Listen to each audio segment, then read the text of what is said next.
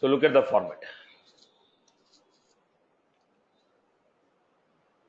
Visual Force pages are the view part of MVC.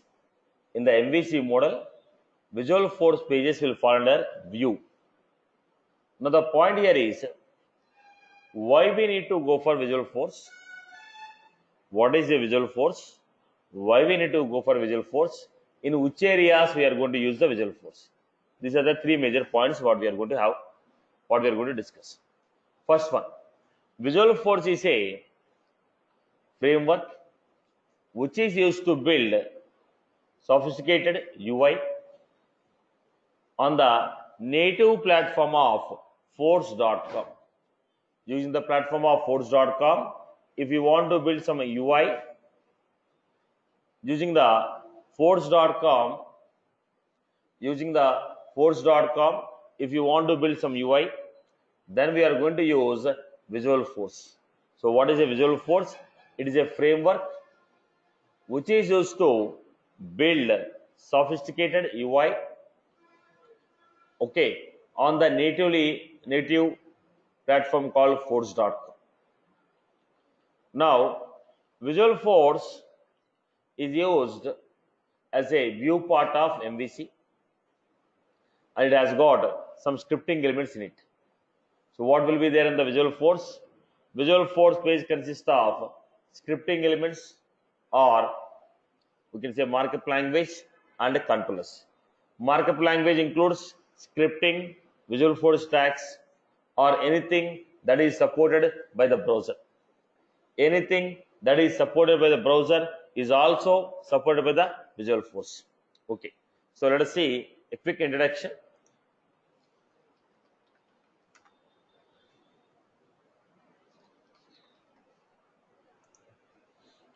The standard definition we look at.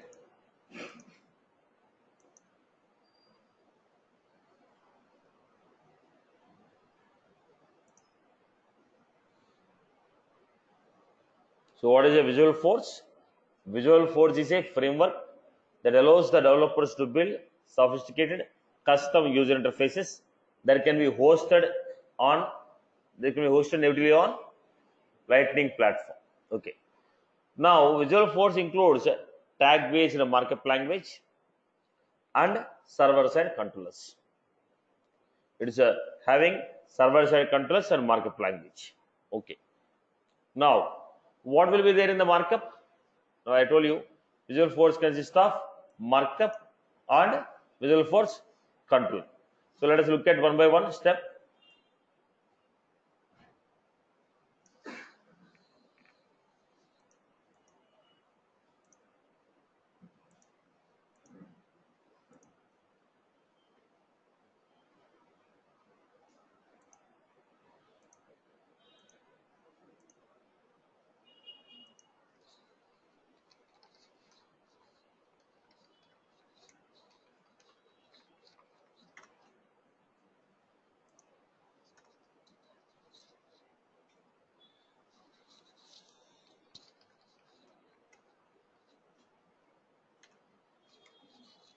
So what is a Visual Force?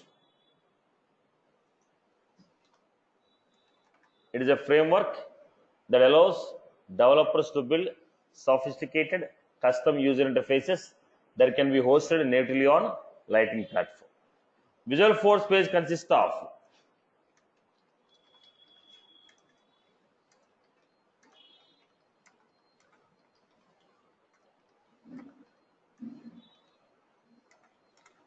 Visual Force page consists of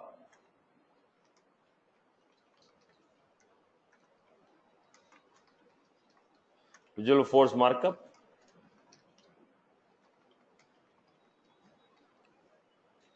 Visual Force page consists of Visual Force markup, Visual Force controller. What is that Visual Force markup?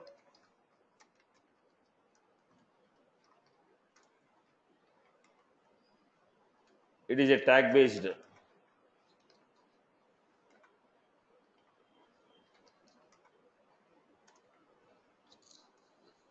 all the scripting tag based elements It consists of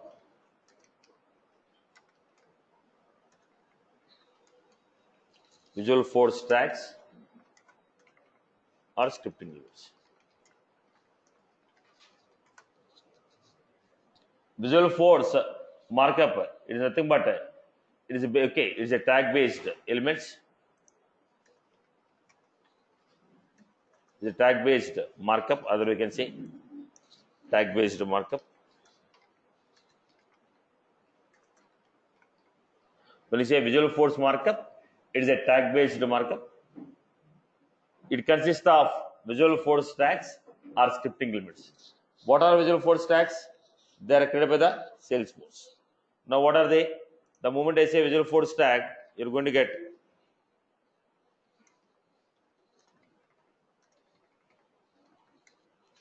you're going to have some tags like Apex page,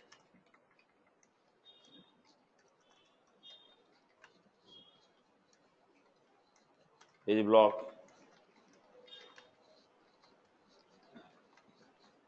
This is how we got. When I say scripting elements, anything that is supported by the browser is also supported by the Visualforce. Now, scripting elements like HTML, JavaScript, Ajax, jQuery, Node.js, AngularJS, React.js. Now, anything that is supported by browser is also supported by your Visualforce scripting elements. All the scriptings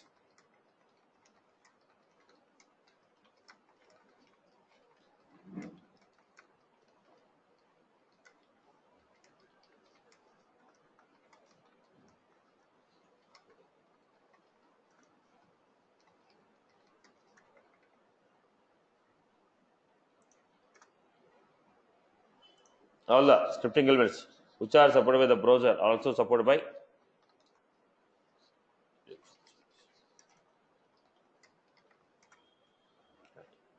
so what we have Visualforce tags, scripting elements. Visualforce markup means is a tag based elements. Tag based markup, or we can say tag based elements. When you say tag based elements, we will be having like this Apex page, or we may have table, tr, HTML, body, div, like this will be there. These are what? Tag based elements. Now, when you say tag based elements, it can be a Visualforce tag or it can be scripting elements. When you say Visualforce tags, these are created by the Salesforce. These are created by the Salesforce to build rich UI.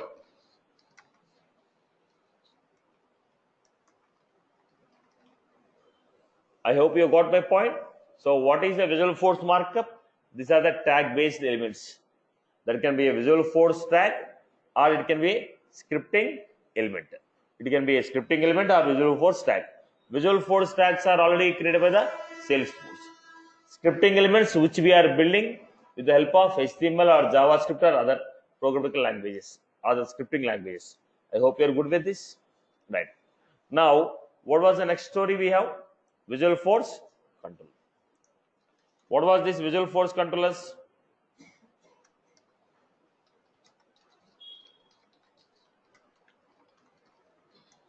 Now, when user interacts with any one of the element in the UI, user clicks on a button.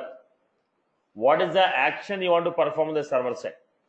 When user selects an option, what is the action you want to perform? When user interacts with any one of the element on the UI, what is the action that you want to perform on the server side is controlled by script, is controlled by Visualforce controller. When user interacts with any one of the element on the UI, what is the server side operation that you want to perform? You want to calculate some logic, you want to insert the data into database, You want to delete the data from database, or you want to send the data to some other third-party system? What is the action you want to perform? When user interacts with any one of the element in the UI, what is the action we want to perform that is controlled by Visual Force controllers? So what are these Visual Force controllers? This will specify the action that should be performed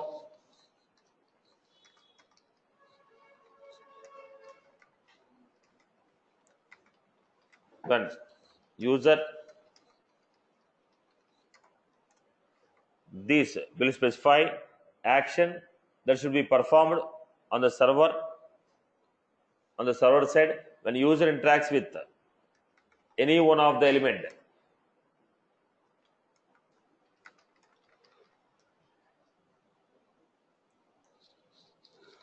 elements in the UI.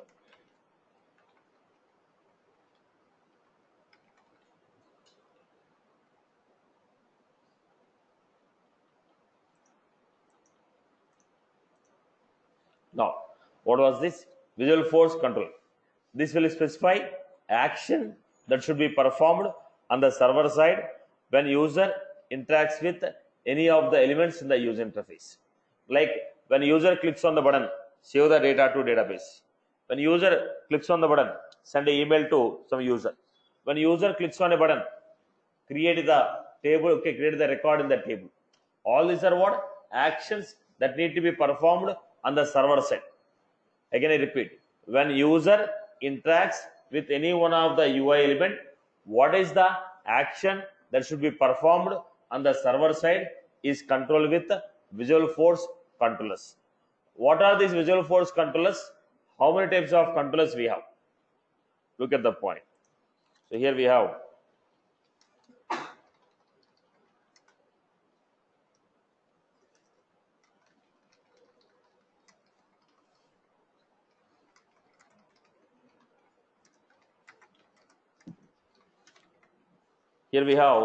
standard controller,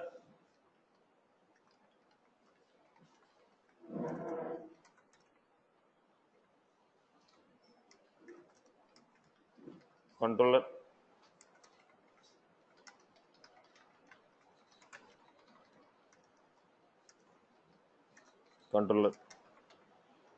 extension. So what we had? We had standard controller,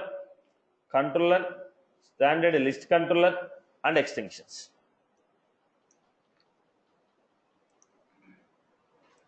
Let me give you quick overview.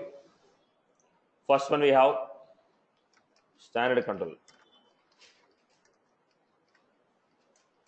Now, if you want to refer to any one of the properties that are defined by the Salesforce, if you want to refer to any one of the properties that are defined by the Salesforce on a particular object, now let us take account object.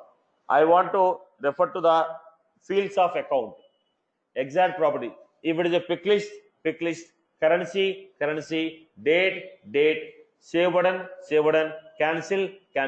So if you want to replicate the same properties that are defined on any S object, whatever the properties that are defined on an S object, if you want to use exactly the same properties, then we say standard controller.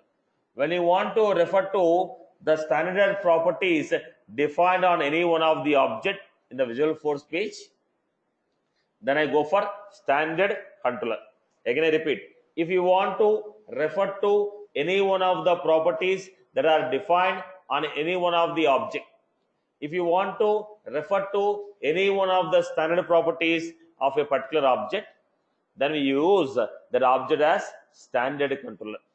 Again, I repeat, if you want to refer to any one of the standard properties of an object, if you want to refer to exact properties of an object, then we go with the standard controller.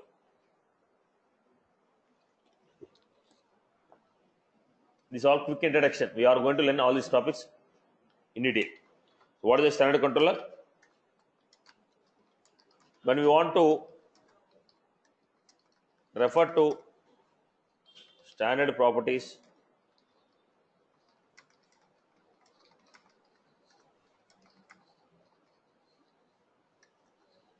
object in the VF page, then we define that object.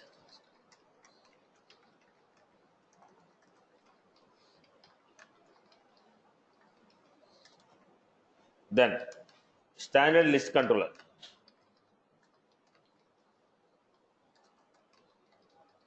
Now what is the standard list controller?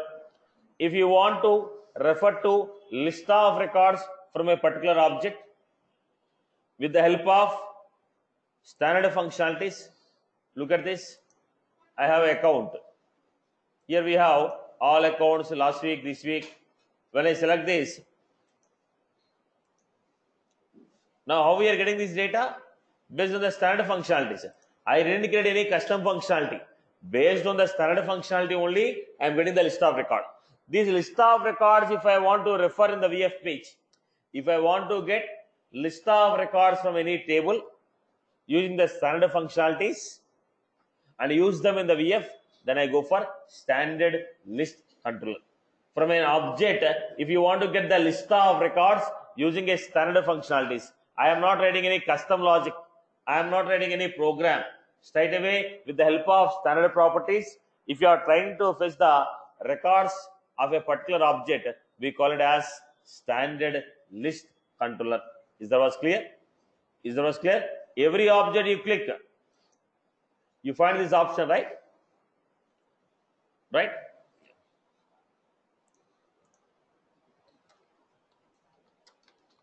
If you want to fetch list of records from this object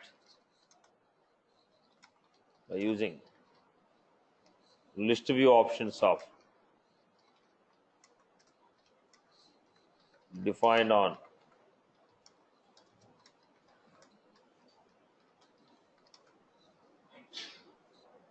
then we use standard list control.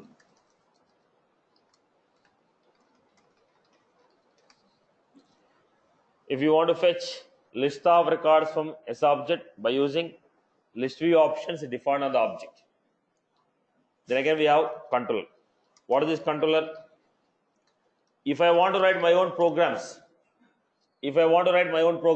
now Apex classes you are defining.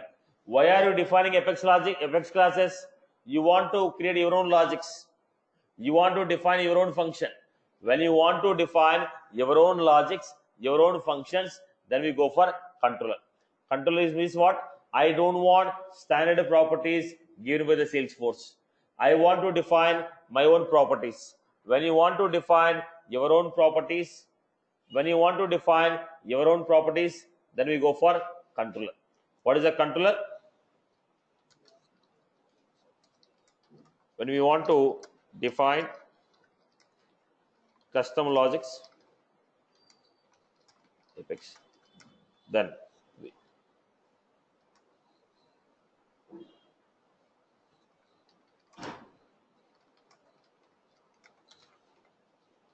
Apex classes are called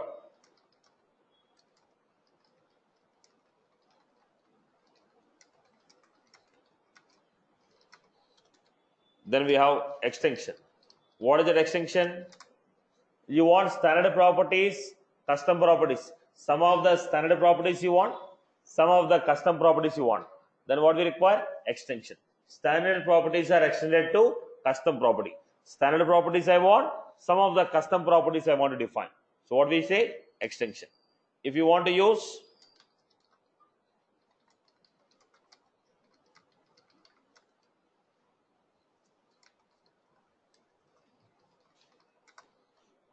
standard properties and custom controllers,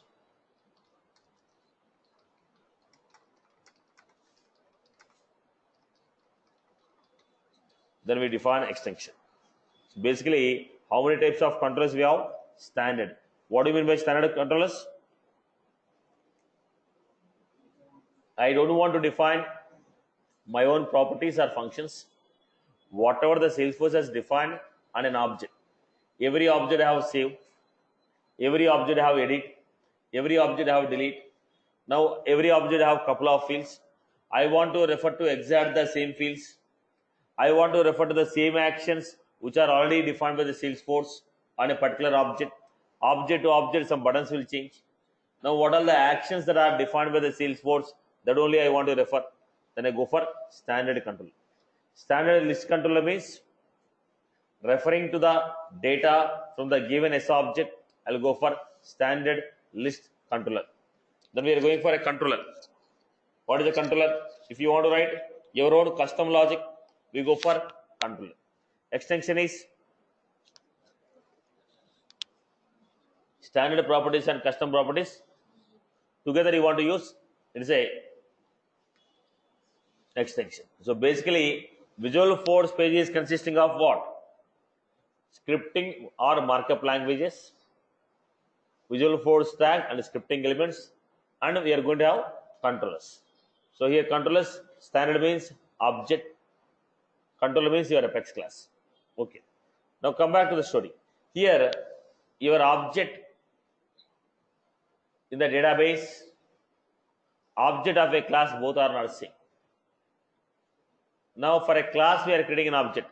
In the database also we have an object. So there is a confusion here. When you say object, there is a confusion. So the tables in the database we are going to call as S object.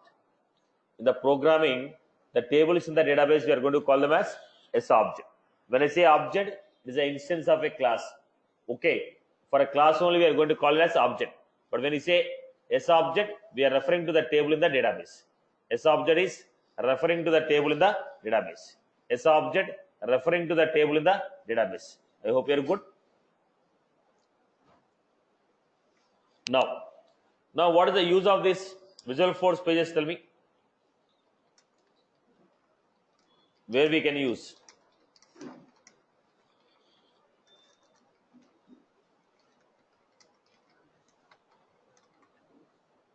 Already you have a concept of page layout, record types, search layouts, list view, all these topics are there. Still, why are you going for Visual Force? Now, let me give you a quick requirement here. I have an account.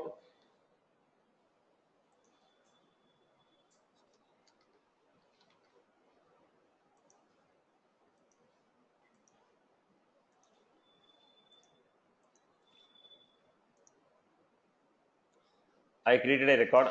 One more record I am creating. Capital. It is saving the record, right? Now what is my requirement? When I enter the capital, it has to cross check. When I enter the capital, it has to cross check. It has to cross check. What was that? It has to cross check. When I enter the capital, it has to cross check. Are there any duplicate records available? If there are any duplicate records available, then it has to throw error message. But what it is happening? Directly it is saving the record. But according to my requirement, whenever I enter a duplicate record, it has to verify. Already there is a record called capital, throw error message, duplicate record exists. But in the regular format, what is happening? Record is getting saved. Now, I don't want the standard functionality. When I click on the save, record should not be saved. It has to verify the duplicate. If there is no duplicate record found, then only the record should be saved. Otherwise, it has to throw error message.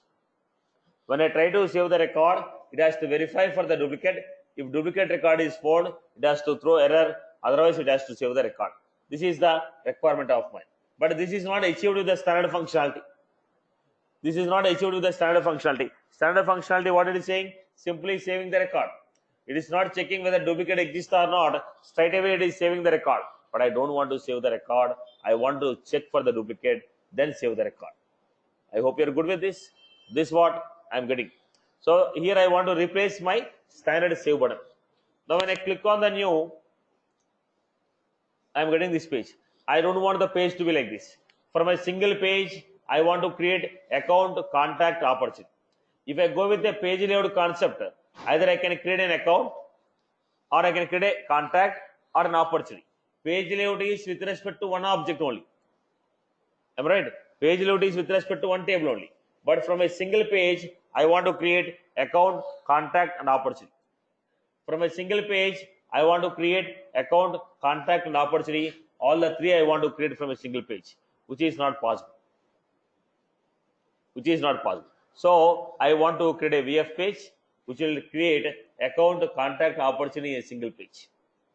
I want to create a VF page from where I can create account, contact, and opportunity in a single page. Are you getting my point? Clear? So this is what we are giving. So I want to create a custom user interfaces. I want to replace the standard functionalities. Now here you are finding the sidebar component. Here I want to give a search box. If you give a name and phone number, the corresponding contact should come. Now I want to create my own sidebar components. Now when I click on this, I don't want this. When I click on this, I don't want this standard page. My custom page has to come. I don't want this standard page. My custom page has to come. I don't want the standard page. I want my custom page to be created. Are you getting my point here? Okay. So how will you create it now?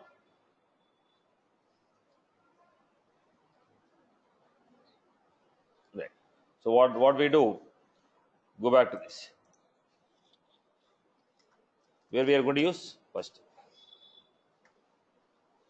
We can override standard functionalities.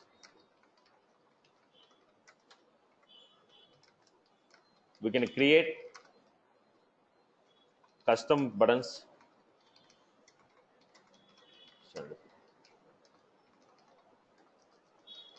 We can create custom sidebar components.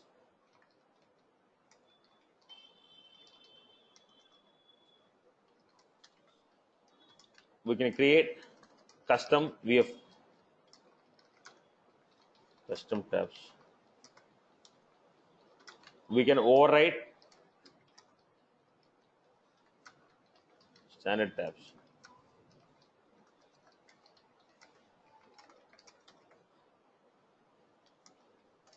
We can create custom user interface.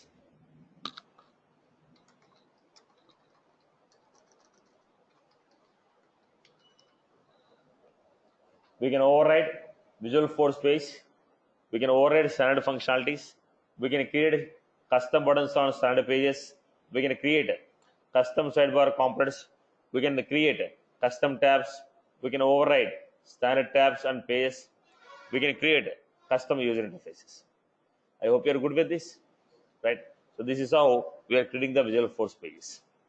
Now the story is clear, basic idea. But how these Visualforce pages will work actually? Internally, how the architecture is, right? First day, most of the topic is theory. So now we want to see how the Visualforce is architecture. This is the architecture of Visualforce page. Now what happened? We have a force.com platform. There are two types of servers: web server, application server. What is that web server? Using web server, we can build web applications. Using application server, we can build web applications as well as enterprise application. Name some of the web servers you have, right? Probably people know Tomcat, right? Very okay. Now, then tell me one of the application server. JBoss, okay. Tomcat only. This is one more application server, the Tomcat still. Okay, let us not deviate. Now let us see web servers and application servers. So what we have here, application server. Using this, what we can do, we can build web application as well as enterprise applications. We can build sites in the Apex. We can build enterprise application. So user is going to open a browser. He is going to write Visual Force page, he is going to click on a save. When you click on a save, the page what you created will go to force.com application server. There in the application server, page will be compiled. If the page is compiled successfully, the page will go to metadata repository and save it. Now I told, apart from data what we enter, everything is metadata. So once I enter a VF page, once I create a VF page, save it, it goes to the application server, compile. Once the page is compiled successfully, it will go to metadata repository. It will go to metadata repository, save. Now whatever the page that is saved will be rendered back in the form of HTML. Anything that you display on the browser is HTML. So whatever the page that is compiled and saved, that is rendered, displayed in the form of HTML on the browser. You write a program, save it, goes to the application server, compile it, compilation is successful, save the code to metadata repository. Whatever the code that is saved will be rendered back in the form of HTML on the browser. So this is how general flow will happen. Suppose you are trying to call any one of the existing page. That is while you are writing the code. If you are suppose if you are trying to open any one of the page, developer request a page, that will go to application server. It will send a request to metadata repository, see whether the page what you requested is available or not. If the page what you requested is available, then the page will be rendered in the form of HTML. Then the page will be rendered in the form of HTML. Are you getting my point? You request a page, goes to application server. Then from the application server, request will go to metadata repository. In the metadata repository, it will verify whether the page exists. If the page exists in the metadata repository, then the page will be rendered in the form of HTML. The page will be rendered in the form of HTML. The page will be displayed. This is the general flow of your Visual Force. General flow of your Visual Force. Okay. Now, look at the point. Initially, right now you people are using Visual Force. When I started my career on the Salesforce, there is no Visual Force. We used to implement everything with a S controllers. Right now you people are using, when I started my career, okay, 7.5 years back on the Salesforce. Now that time it was not, we don't have a Visual Force. We used to implement everything with the S controllers. It's a scripting format, Ajax S controllers. Later on, the Visual Force came, replaced a lot of UI. Right now you are building everything with the Visual Force. S controller was deprecated. Today there is no concept called S controllers. Okay, initially everything was built on S controllers. So it's going to be something like this.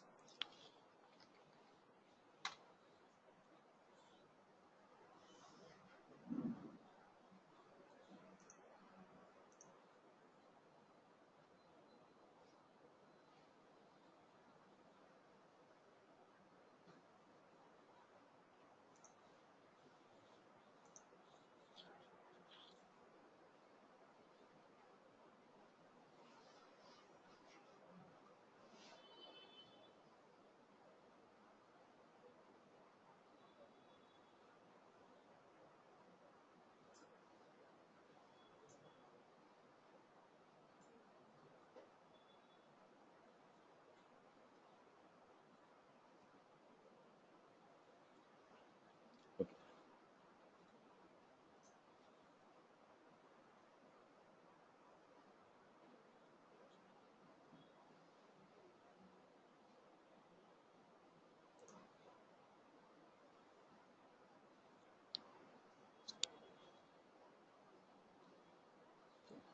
Fine. Somewhere the file is sort of showing it. Okay. Now basically, initially we had a property called S controllers. Basically, we used to build everything with the S controller format. Later on, it was replaced to Visual Force. Okay. Now the question is, what are the rules that you have to follow while building the Visual Force pages? Now the question is, what are the rules you have to follow while building the Visual Force pages? If you want to build the Visual Force pages, what are the basic rules you have to follow? What are the basic rules you have to follow? And how we can create, from where we can create the Visual Force pages? Now this is the basic. Now we understand what are the rules we need to follow?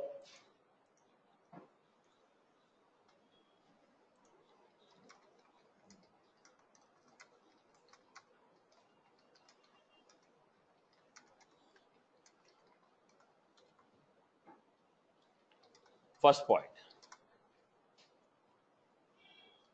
every Visualforce page should,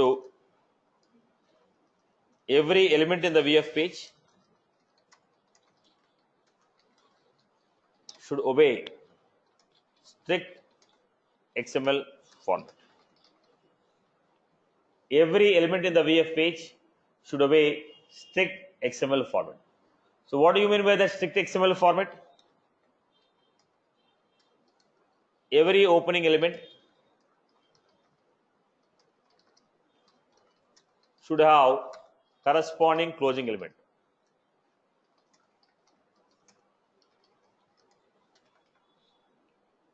So if I give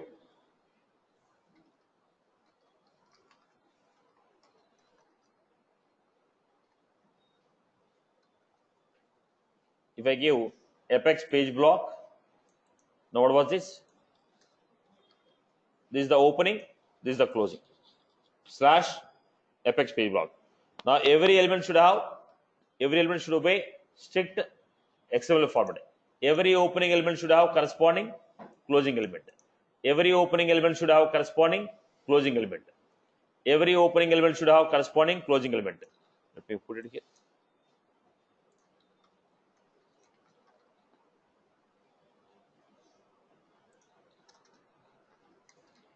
Every opening element should have corresponding closing element. Let us say I am giving name.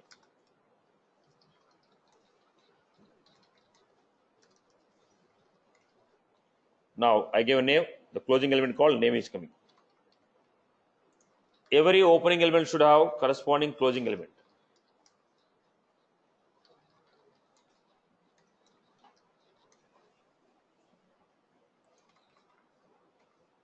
These are very clear. Right. The next one. Closing element is case sensitive.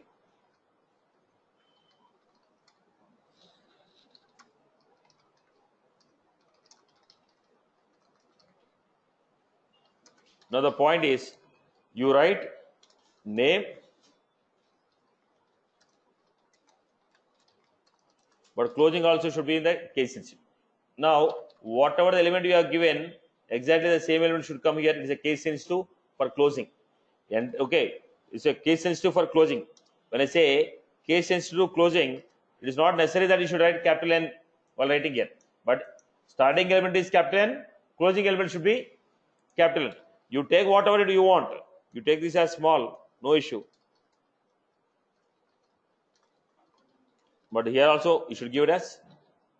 So it is not case sensitive while writing, but while closing it is a case sensitive opening element. It is not a case sensitive while writing, but whatever the opening element is there, for that opening element it is a case sensitive. You want to take.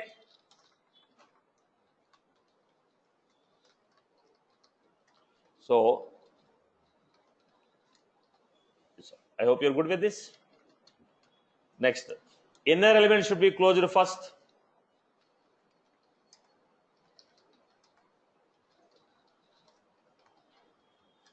Should be closed before the outer elements are closed.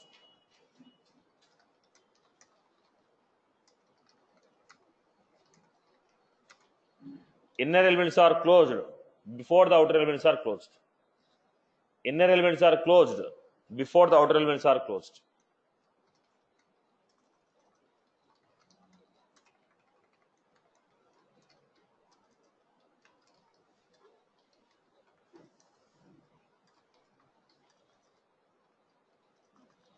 Let's see.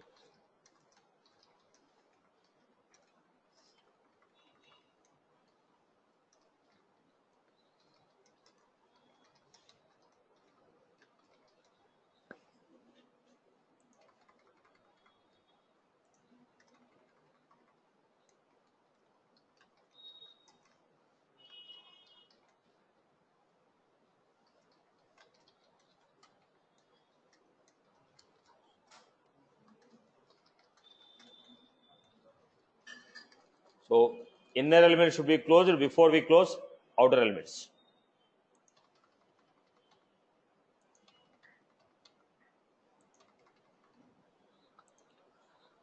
Inner element should be closed before we close the outer elements.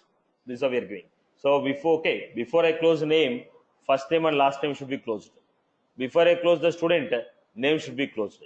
Inner element should be closed before we go for outer elements. Now look at the point. If the element has the body,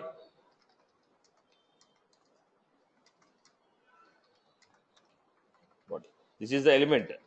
What is the body? Satish is the body. Now this is the element. Satish is the body. Suppose if there is no body, if the element doesn't have any body,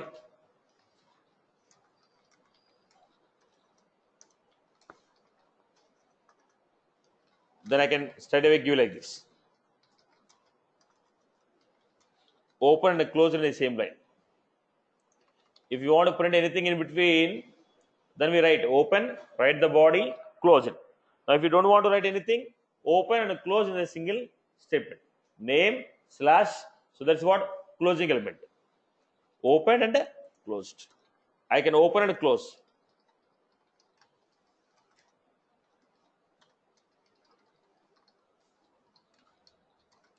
Opening and closing. Both I can do in a single line. If an element has a body, we write in this way. If the element doesn't have a body, then we can open and close in a single section. Okay. Let us go to the next one.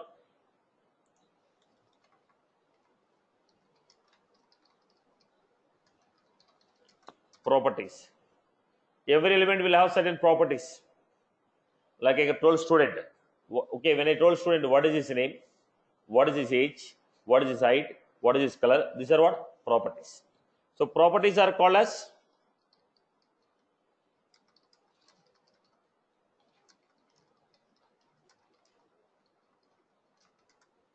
properties of the elements are called as attributes.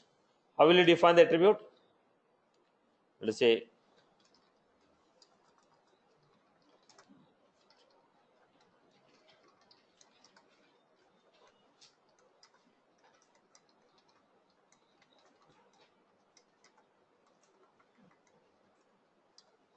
now what I was doing here.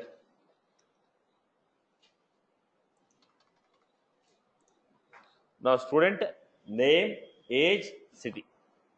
Student name, age, city. Now what was this? Element with properties. What are the properties we have? Name, age, city. What we call them as attributes. Attributes of element called student. Name, age, city. They're called attributes of an element.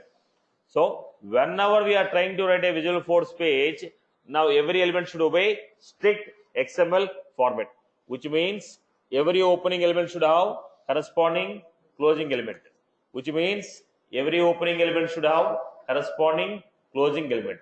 Second, now closing element is case sensitive to opening element.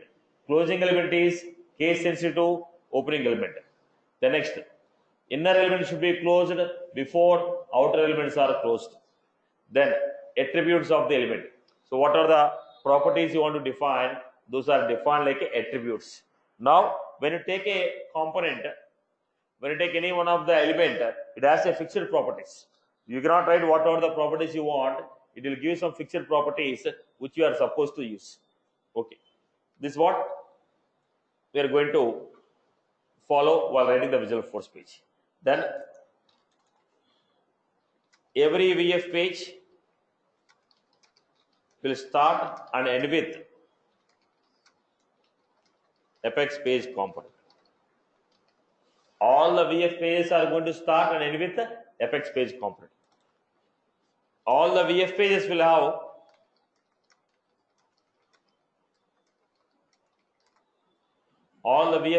have extension of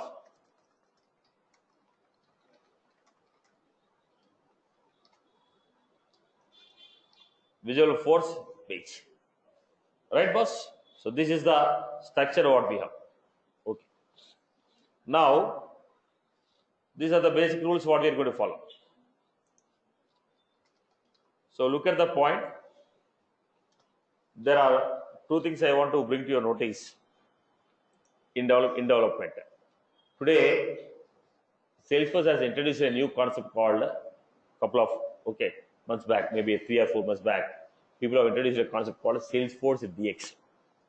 Okay, I'll just let you know why people are using it. Okay, then down the line, it will be very helpful to you if you learn in terms of Salesforce DX, because version controlling will be helping very the basic development. If you develop anything on the developer console, there is no version controlling. We used to maintain the version control separate. But Salesforce has introduced a Salesforce DX concept, which will help the people to maintain the version controlling all the stuff. Okay, but while learning, initial classes may be a bit difficult for you. Okay, now the point here is, if you are going with the regular development, what we do, you may find it easy in getting the topics, in getting only writing the program.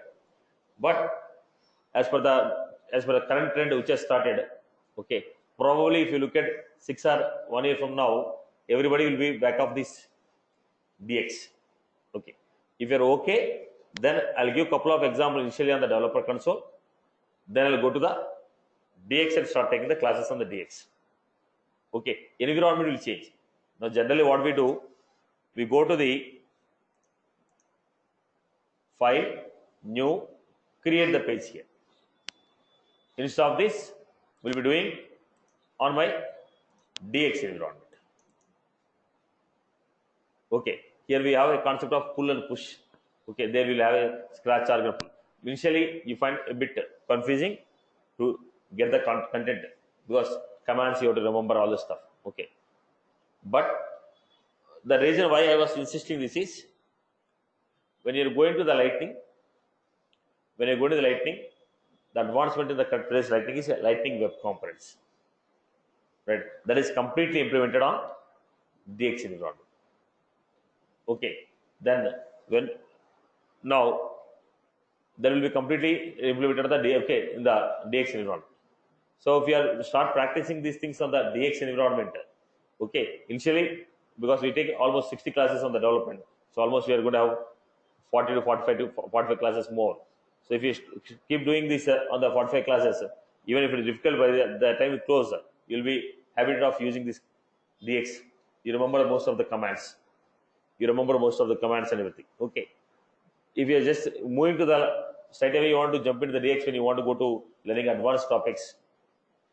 Okay. That time again, you have to spend that time. You have to spend the time in learning the concept as well as DX. Okay. So if people are ready to adopt it, then half the sessions I'll be taking on DX. But I'm making very clear, conceptually there is no difference. Writing a program wise, there is no difference. Right, please mute your mic, Amma. Mute your mic. Conceptually, the way you write the program, there is no difference in writing a program. Same program will write in the developer console. Same program I'm going to write in. Program wise, there is no difference. Concept wise, there is no difference. But the area where you write, after you write how to maintain the versioning, is what is going to change. There in the developer console, straight away I write the program and save, program will be saved. But here, the program is saved to your local repository. I have to push back to the scratch. There is a concept called dev hub and scratch. There is a concept called dev hub and scratch. I have to maintain that and I have to push the code. Okay.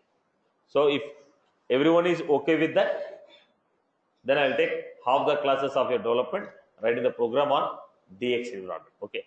But believe me, it is going to help you out a lot in the coming classes. If you are getting into the Salesforce. Okay. And moreover, most of people already learned the Salesforce.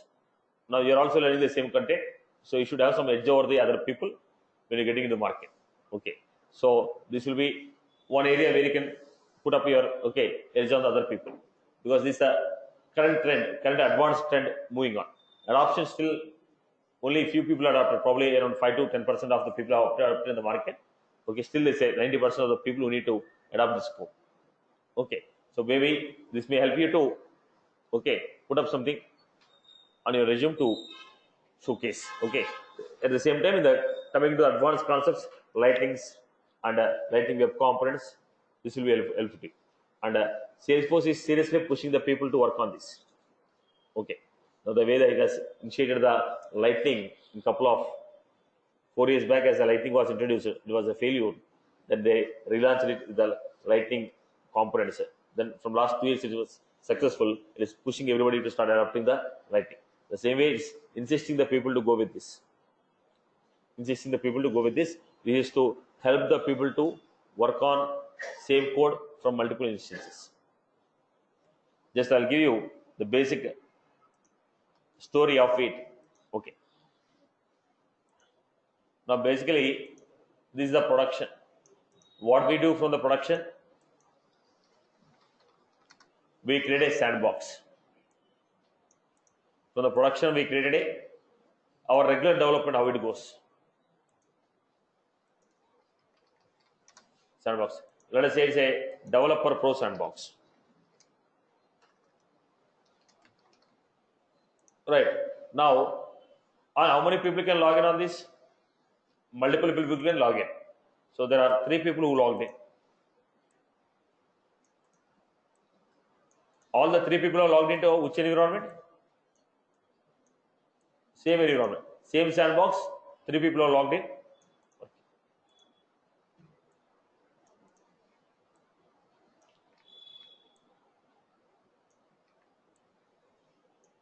All of them working on same sandbox. Now there is a conflict of interest. Now I got a requirement 1. My requirement 1, like I say, I got some backlog. Or okay, yes, you may say CSR backlog, or you may say user story, whatever it is, according to your complete terminology. Now I got a requirement. Okay, get the data from invoice class, convert into PDF,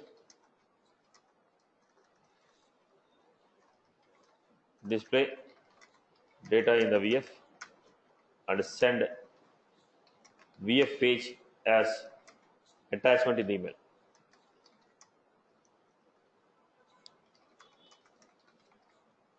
This is a requirement. There is one more backlog. In the current invoice class,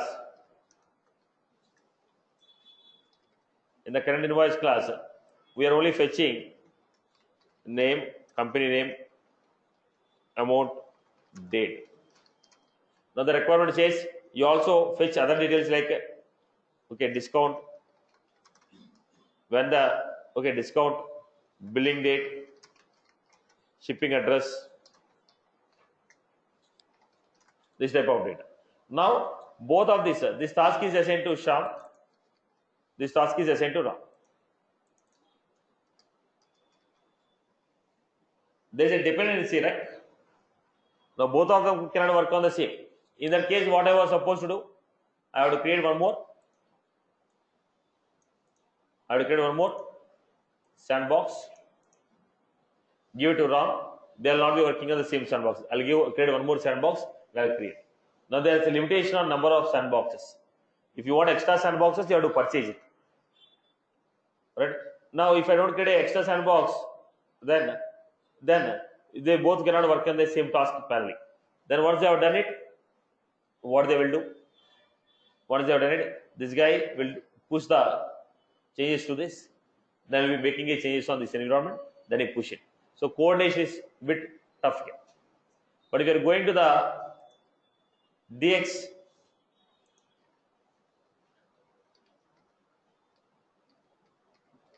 this is your environment. From this, they created dummy environments. This is not permanent environments. These are temporary environments that will be lasting for 7 days, 10 days, or maximum 30 days. Then, from the same copy, 3 different dummy copies are created. This is only one. From that, 3 dummy copies are created. On 3 dummy copies, these people are working. Now, everybody has their own copy now here. They're working. Am I creating one more sandbox here? There is no more sandbox concept here. I created a dummy. I have one dev hub. From there, I have created a dummy. Now these people will be working. Once you wrote, this guy has written A, push the code to server. This guy wants the same code, pull it. Push the code here. Now what happened? Because they are working separately, it is not going to impact each other. When everything is perfect, then we'll be launching. Just like your regular development. Regular development with version controlling. Any application you are building with the regular version controlling, that we are trying to achieve. In the Salesforce, previously we don't have this version controlling system. But now we are trying to get into the version control. So we have dummy. Instead of sandboxes, we have scratch charts. Okay, and they are temporary. Generally, what I do, when I create a sandbox, every time you have to go to server refresh, and they're fixed. And they're fixed sandbox. You have to manually delete it. But they are here temporary arcs. You told temporary I require for 7 days. Dummy will be created for 7 days with the fresh data that is there in Deva. Okay, DevHub. Now after 7 days it is automatically deleted. You want one more? Create one more. Like that, you can create hundreds of scratch arcs. So multiple number of people can work on same code. Right? Okay, I just gave a gist of it. Okay, this is how some new concept was introduced. Okay, but I'm making. If I'm going with this DX initial for first 4 or 5 days, when I start, it will be difficult because you need to understand the pulse of push. Okay, some commands you need to remember. Initially, you find it difficult because some installation is required for this. Okay, but it is going to help you out for your long-term career. Okay, now if I'm introducing, it is a headache for me also. Right, but okay, because developer console is so simple. Right, save, I asked you to copy it. Done. But if you are making a local system, when I say this installation is required, commands you need to remember, this is an issue for me also. But the point is, down the line, market is going to move on to the next level. So if you're still learning the entire course on the same old pattern, okay, you will not have any edge over the other people who are already taken the courses who are in the market. Right? Because you're putting up experience and all this stuff. At least you need to go with the advanced. So when you learn this, by the time you come to the Lightning and Lightning Web Components, you'll be very familiar with this environment. Then you can learn the things very quicker and faster. Right? But if I start this, I'm making very clear in the beginning only. If I start this, okay, initially 4 or 5 days, that okay, it will be difficult for you in adapting it. Okay, if you're okay with that, then I'll take some of the classes in regular developer console. The other classes I'll be taking in. Okay, I'll be taking in SFDX. As I told you, program will not change. Same program, what I write in the developer console, I'll write in the system. Only push and pull concepts will be changing here. I need some push and pull concepts here, creating a scratch arc, every day how to connect back, how to log into default arcs, how to create a scratch arc. There's some concept extra work we have to do it. Apart from that, the code what we write will be there. The same 100% of the code will be 100% same to same code we are going to write. Conceptually, it's not changing. Only after creating it, first, how do you connect your arc from the command line? From command line, how do you connect it? How do you push the code? How do you fetch the code? How we can maintain the versioning? This type of topics extra will be added. But coding wise, it will be same. Right. So now it's your choice. Okay. Probably if everyone say okay, once I complete the basics of Salesforce, then I'll start taking the class on DX environment. Okay. You can have some time. Right. I'll ask you the same question after 1 week. If you're okay with that, I'll start taking the DX. Okay. Again, I'm making the point very clear. You need to go with upcomings. Again, you should not learn the things again from beginning. Okay, after 3 months, you should not start learning everything with respect to DX from the beginning. You know, you're spending the time, spend some extra time, even the advanced environment will be fulfilled. Right? Fine. Everyone is okay with that? Right. Today, everybody say okay. Right. Yes. Yeah. We need to learn. Only the problem starts when people don't follow. That's it. Right. But I was making very clear, first 4 or 5 classes when I start with the DX, it will be difficult for you because it requires some installations, always pulling and pushing. Unless you get that perfect terminology, there will be issue. Okay. If you want, I can also help you. You can bring your laptops to the class also. For when I start initially, okay, we can parallelly work on the environment. Initial setups you can work out. Okay. If you are planning to work, you can bring your laptops also. The first 4 or 5 classes we can work parallelly. First 4 or 5 classes we can work parallelly along with me to get the skill set that you can practice at the home. That we can do it if you want. Okay. Right. So then next, come back to the story. So what we have here, in how many ways we can create the VF pages?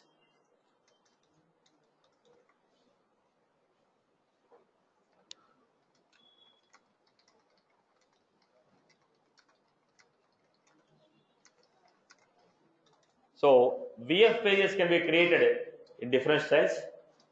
First one, standard navigation.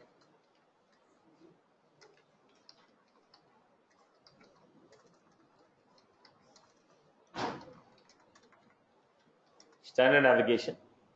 Second one, URL.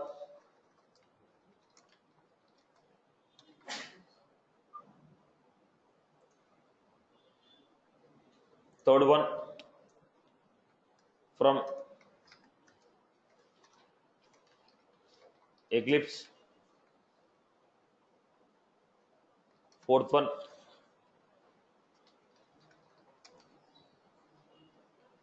generally called SFDX.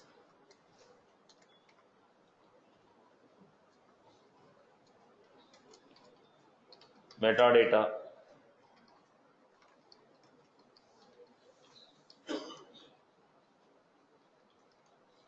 So this is the following.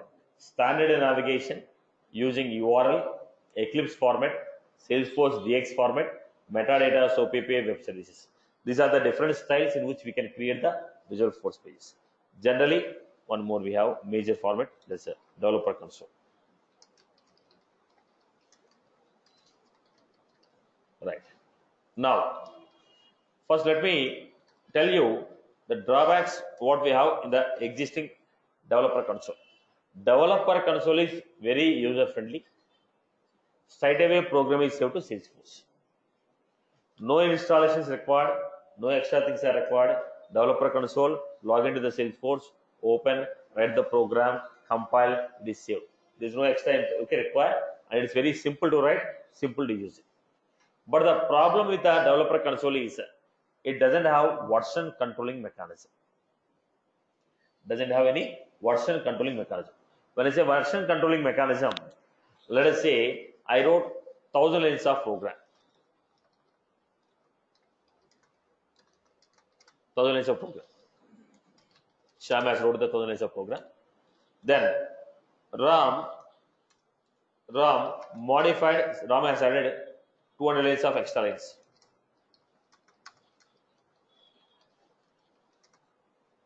After adding this page is not working properly.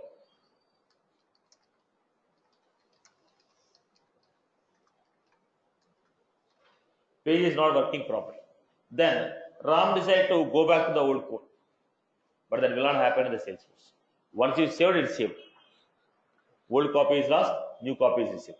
If something goes wrong, I cannot revert back to the old code. You wrote a program, you saved it. You wrote a program, you saved it. Whatever the old code is there, that is replaced with the new code. I cannot come back to the old code. But when you are working with this, when a group of people are working, there is 100% possibility that we need to refer to the old version when things are not working. So this concept, this developer console doesn't have this support. In the developer console, there is no concept of version controlling. In developer console, there is no concept of version controlling. So what we have here, we had whatever the recent code that is saved, only that code will be saved in the developer console. But it's easy to use, simple to learn, easy to use, simple to put the code in the Salesforce. As far as the usage is concerned, it's very simple. But then, if it is simple, why you are going? The reason why we are going to these three, Eclipse, Salesforce DX, this is to create version control. So if I go to the Eclipse or Salesforce DX, now if I save it, I can save it as a version 1.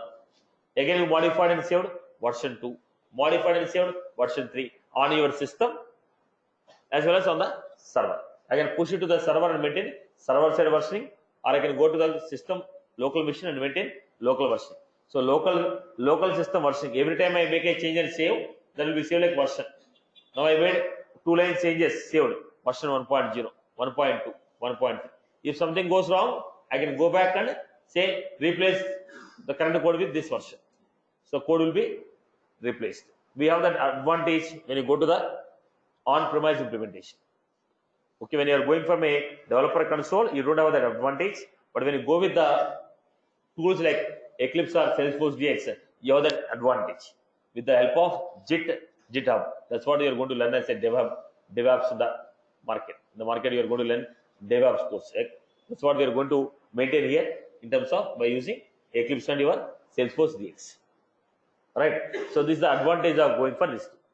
Now, third one. What was that? Metadata SOAP API website. This is now. Let me take any technology you're using. You use a deployment. Right? Deployment is what? Whatever the code is there in one environment, the same code should be recreated in another environment. Am I right? When you say deploy, whatever the code I have in one environment, they should be recreated in the another environment. If I push a table, there also table should be created. If I create a page, push a page should be created. If I push a class should be created. So when you say deployment, internally there is a programming which is running, which will recreate whatever you are sending. In the process of deployment, what is happening? I am deploying 2 tables, 2 pages, 2 classes. Then what happened? In the other org, 2 tables should be created, 2 tables should be created, 2 classes should be created, 2 pages should be created. So what was that? Recreating the structures what you mentioned. So how they are recreated? Internally some service program is running. That service program is what? Metadata SOAP API. Metadata SOAP API. Not only Salesforce, in general, regular programmatical deployment. Any tool you are using it to deploy, internally, see, there are 2 choices. Either you write the code and deploy, you write the code to deploy, or already somebody has written the code and they are providing you as a tool. You are using a tools and deploy. If you are using a tools and deploy, that means somebody has already written. Most of the cases people use Ant, Maven, they'll use it. So internally they have built-in tools. Now they are already built in. We are taking the help of those and deploying it. Okay. So the advantage of this metadata SOAP API is programmatically creating a program. Now I am in the Java. From Java, I want to write one Visualforce page. In the Java application, they have a text box. If I write a Visualforce page and click, the page has to come to Salesforce and create it. Now, whatever you wrote, the same has to come and create like a page here. In the .NET application is there, I created one class. The same class should come and create in the Salesforce as a class. So we are trying to create pages, classes, tables, fields, everything using program from third parties. To do that, the metadata SOAP API web service will be helpful. So this is a standard. Generally, we are going to learn with developer culture. Okay. So this couple I will take it to get the version controlling. Right. I hope you are good with this. This is a basic, quick introduction about Visualforce. Visualforce are what? Pages, user interfaces which are built to meet your custom business requirement. They are going to replace standard functionalities. They are going to replace standard buttons, standard pages, standard tabs, custom pages, custom buttons, or custom sidebar components. As simple as that. Now it is going to replace standard buttons, standard pages, standard tabs, standard functionality, or create custom buttons, custom pages, custom tabs, custom functionality, and create sidebar components. This is the purpose of going for a Visualforce. I hope you're good. So this is a basic introduction about the Visualforce. We'll get into the code from tomorrow. Okay. We'll get into the code from tomorrow. That's all from my end.